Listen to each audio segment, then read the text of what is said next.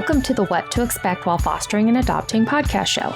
If you're a foster mom, on the journey to adoption, already adopted, or somewhere in the middle, trying to figure out how to navigate the foster care system, wanting to grow your family through adoption, trying to balance everything, or stuck in that space of all things unknown, you're in the right place.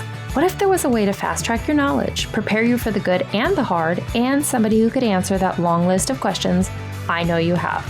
Hi friend, I'm Christine Marie, biblical mindset coach, adoptive mom, and previous foster parent of 77 children. Yep, you heard that right, 77 kiddos. I'm your host, and my goal is to help make your journey a lot easier by sharing my best tools, techniques, and skills that helped me pivot from foster care to adoption, fully surrender, and trust the process. I'm about to bring some calm to the chaos and show you how to navigate through this journey with a whole lot of grace. So go grab your cup of coffee and let's jump in. I am so excited that you guys are here today, and I can't wait to dive into today's episode because when I sat down to think about what we're going to talk about today, I don't know about you guys, but does God ever talk to you guys while you're in the shower? Because for me, I get some of my biggest downloads in the shower.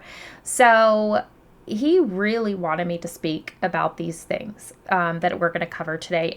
And they are things that nobody taught me, nobody discussed with me, but things that I learned, and probably you could imagine I learned them the hard way, but these aren't things that I expected.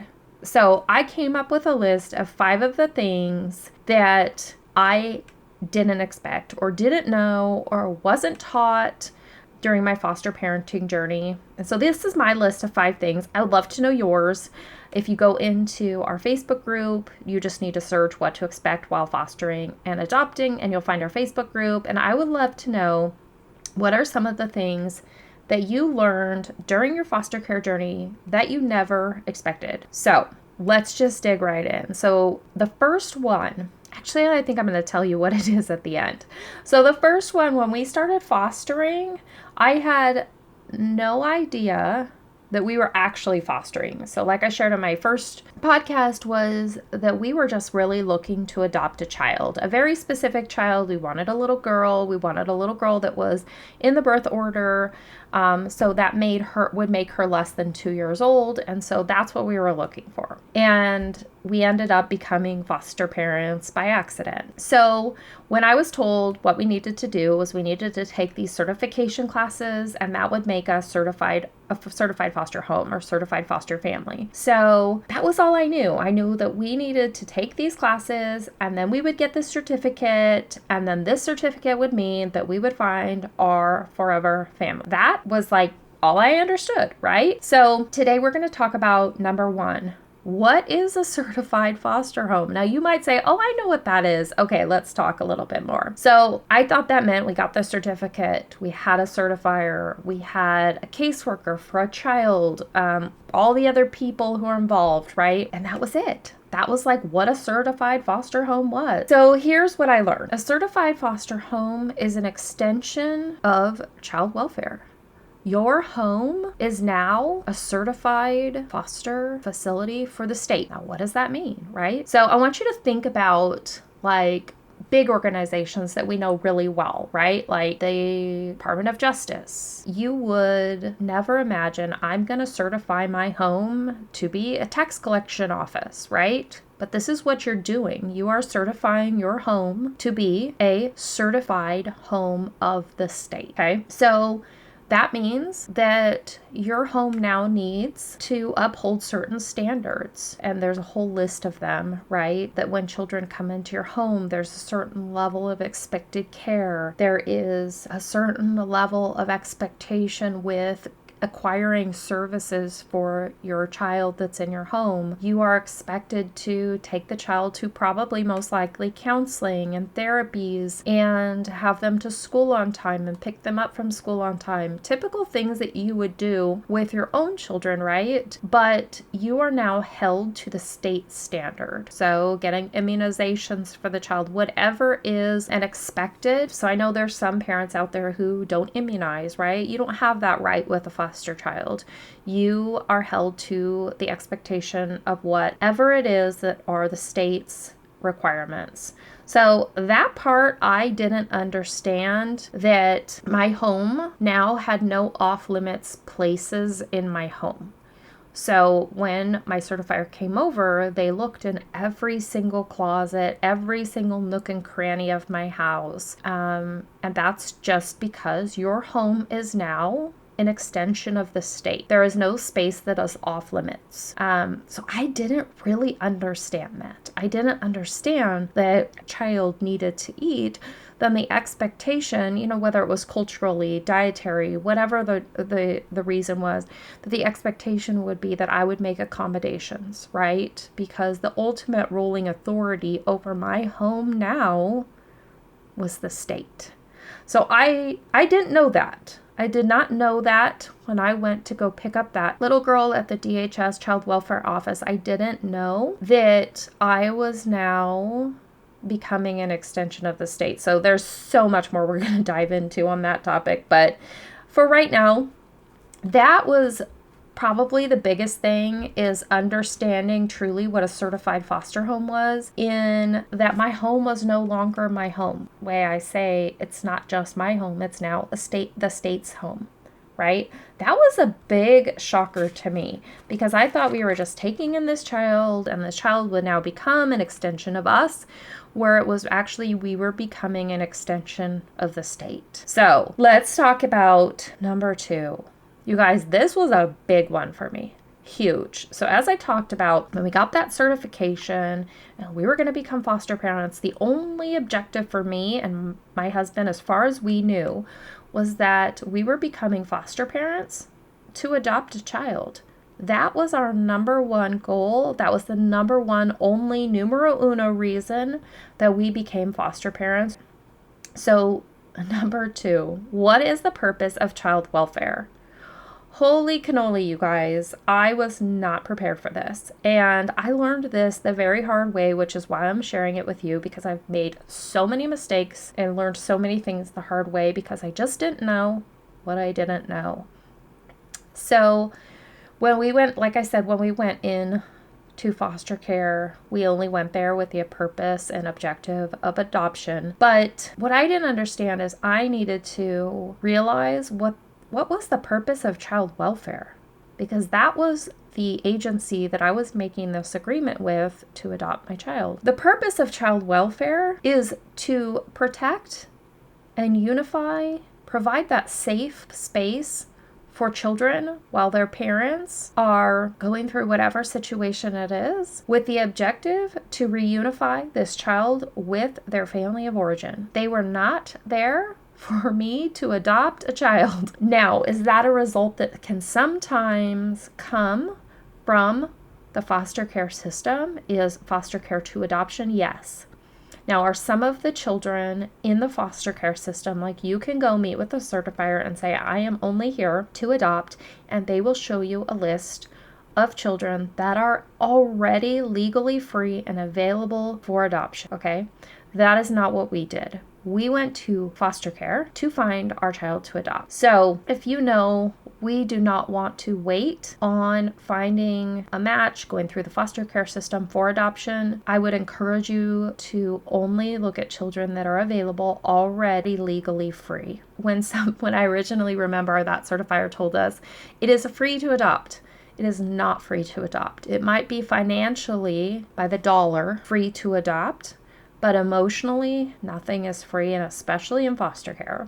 So what we did learn is that the first and most important objective for child welfare is to reunify that child with their birth parent, mother or father. And then secondly, it would be to reunify that child with their birth family or family of origin. Thirdly, it would be to reunify that child with a familial connection. That could be a friend, somebody who was involved in the child's life previously. The foster family adoption is the very last option. And I didn't know that. You guys, I can't tell you how many tears I have cried when we had a child that I believed, the child's therapist believed, you name it, they believed that we were the right fit for the child.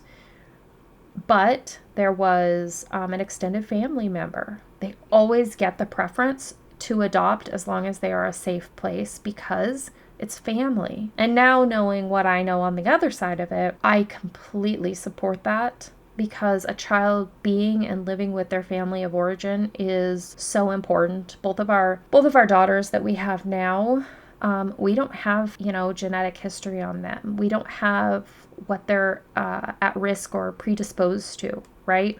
We don't have any of those family stories to share with them. There's so much missing. And I don't know if you guys have ever seen that movie, Stuart Little, but he says, I have the little mouse, he says, I have an empty space, and I can't imagine what that empty space for our child feels like. And yes, while we provide a very loving and wonderful family for them, and I call my daughters, I say that they're my daughters, right? And they know me as their mom. There is still that missing piece. And I can't feel that missing piece. So had I known, hindsight, right, the purpose of child welfare was, and I hope that nobody takes this defensively, because this was the realization that I had to have, and so that's why I'm sharing it now. Foster parents are caregivers. Foster parents are paid to watch over a child until they can be returned to their family, their birth family, or their family of origin. That I wish I would have known. So if somebody is looking at stepping into foster care, I would really ask you to evaluate your heart and say, is this something that I can selflessly step into, and I am not looking to adopt the child that is placed with me? Because I'll tell you, so many times I was so bonded and so attached to these children or this child, and when they came into my home, I wanted to keep them. And that, I don't know the ways that it hindered, but I know I could have been a better foster parent had I not been looking for my own future adoptive child, because I would have stepped out in other ways to help these birth parents. I don't know what they would have been specifically, but I know I could have been that bridge, right? I could have been that bridge more so between that child and that birth mom or birth father or birth family. So that was probably one of the hardest lessons I had to learn, was the purpose of child welfare. Okay, so let's move on to number 3. So number 3 was probably the biggest surprise to me, and a very hard pill to swallow, which is because, like I talked about, once you become a certified foster family, or your home becomes a certified foster home, you lose your privacy. So my children's privacy and my own privacy no longer was private, because as a state home, if my child was having emotional acting out or emotional needs, and maybe my child needed to go to see a therapist, my caseworker had every right to ask and receive those records from my child's therapist. Now, why? Why, might you ask? Because those records, the care that was being given, could impact the foster child being in our home. My caseworker also had a right to know the immunizations, the parenting, the ways that we parent our child. We were, of course, allowed to discipline our own children, but not around foster children. Like there's a lot of different things that we had to really understand, and I had no idea. I really feel like I went into this blindly, and that's why I'm really hoping to share this with you guys, so that you guys can have more information, so you guys can make better decisions and know what you're stepping into and how to best make decisions for your family. So if I was going through a struggle, if I needed to be on medication, if I needed to see therapists, or the caseworkers have rights to ask for those records, which, you guys, I had no idea. I thought I could have access to the child's records who came into my home, and I could know what it is that we're preparing for or walking through. I didn't realize it was all the way around. So that was a big shocker to me. But I will say that looking back, I would have, from day one of going becoming a foster parent, I would have had myself and my kiddos begin counseling. And the reason for that is because as a mom, having foster kiddos coming in your home, there's so much that you don't know about the kiddos. And there's so many big emotions, right, happening for if you have your own biological kiddos that maybe they're nervous to talk to you about, or maybe they just need a safe space where it's just you and them or dad and them, so that you can talk about these big feelings. Like, these are big changes and you can't be everywhere at all moments. And so it just gives them that safe space. And so whenever you have a foster child, oh gosh, I think in every single situation other than kiddos with who are developmentally disabled and not able to have communication, they were seeing a therapist or a counselor regularly every week. So what that had me seeing as hindsight was, well, if they needed a counselor, why aren't my children in counseling? Why aren't my kids having that same level of care, right? So that was one of the biggest things. Yes, those records would have been then able to be accessed by child welfare. That is one thing I would have done differently, is had myself and my children in therapy or counseling from day one. So let's move on to number 4. This one here is definitely a no-brainer, but we should definitely talk about number 4. So number 4, emotional stability matters. Now you might be saying, of course it does, but I'm going to give you some examples. So I remember there was this one kiddo that we had, and I remember I picked him up from a McDonald's parking lot from the caseworker, and he was nonverbal, extremely autistic, and they considered him feral, is what they told me. Those were their words that they used for him. And about every 30 minutes, he would let out a high-pitched scream at the top of your lungs, like it hurts you painfully inside to hear it every 30 minutes. Like clockwork, and he only slept a few hours a night. So I'm going to tell you right now that was emotionally really challenging on me. And there were days where I was so exhausted that I was super emotional because I really wanted to help this child, but I also had my 2 boys who were little, and we had a few other kiddos in the house. And then at the top of my mind was adopting our daughter, right, that we didn't yet have. And so, you guys, I at times was an emotional basket case. And then I felt like these caseworkers were my friends, right? Because I built these relationships with them and trusted them, and they were bringing these children into my home. And so I just was such an open book. And so what I didn't realize is that emotional stability in front of a caseworker matters so much. They are human too. They are making judgments about you. They are observing the entire situation. They impact the next children that you're going to get in your home. They are going back to the office and writing up notes about what you said, how you presented, what you looked like, were you emotional? So that part, I was way too open. I was way too open with what I was struggling with. So emotional stability matters more when you're in front of a caseworker. It matters that you're honest and transparent, right? But you don't need to give out every single detail about everything going on in your mind, right? So this is where I would really talk to you and encourage you to have that counseling, right? To have that counseling, have that safe space with the person that you can just kind of talk it out. I don't know if you guys are like me, but I need to talk things out. I need to just vent, let it get out, and then I can move on, right? Also breaks with your friends, with your family. If you're married, taking a weekly date with your spouse or significant other so that you are not spending 24 hours a day in the world of foster parenting, so that you have that mental break. Also, one of the biggest things that happened once we started getting, and it started with that kiddo, there was no way he could go to the daycare at the church. It just wasn't, it was not possible. So we stopped going to church because it wasn't possible. Now, looking back, I could have figured out a way to take the other kids to church, right? Take alternating shifts with my husband. I would encourage you to be super creative, but if going to church is something that you do, to making that a priority, making that a non-negotiable.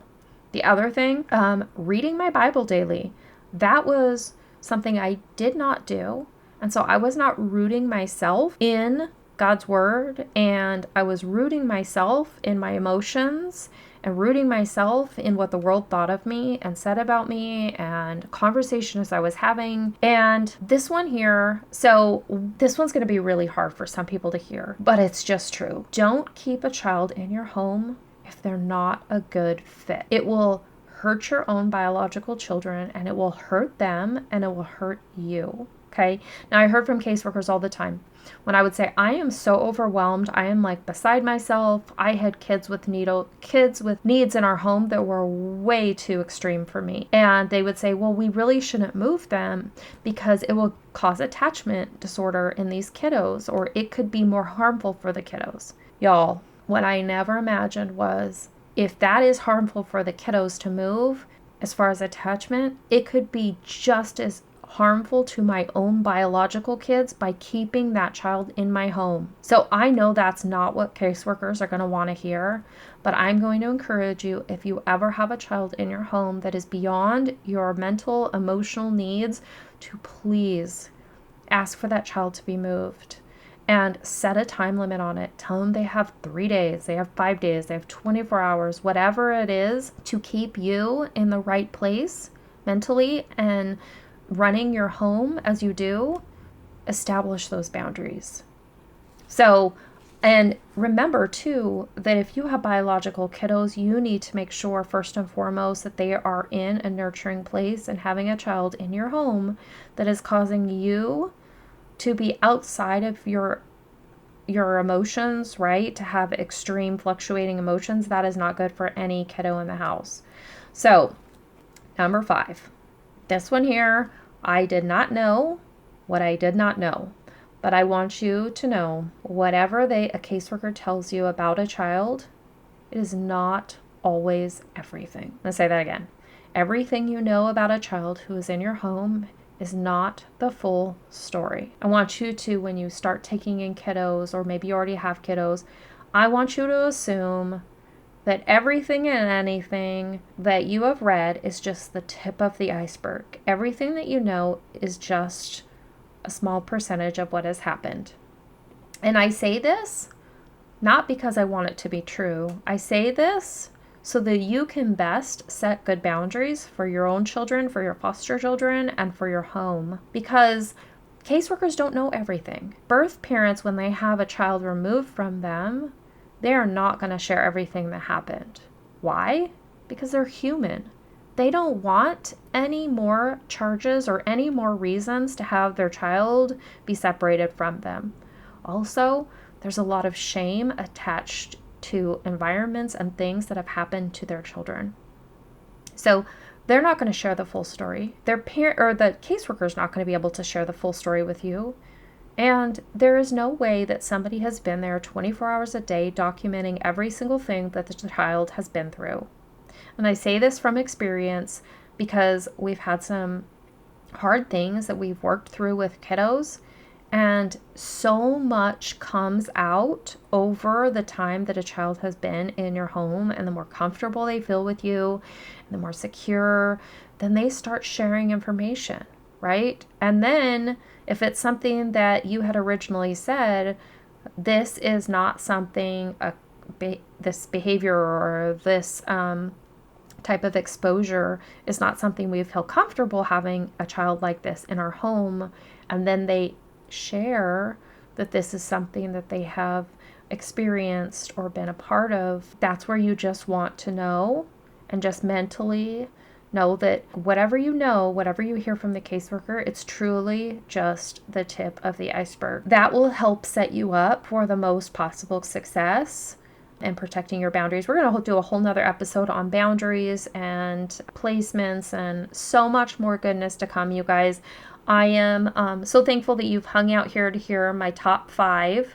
Again, these will definitely be individually their own episodes as we move forward, but I would love to hear your biggest aha moments or things that you didn't know from you as well. So hop on over to my Facebook and let's continue the conversation.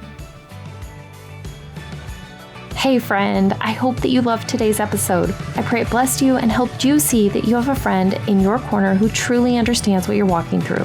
If so, would you share this episode with someone who's been praying for a breakthrough in their own journey?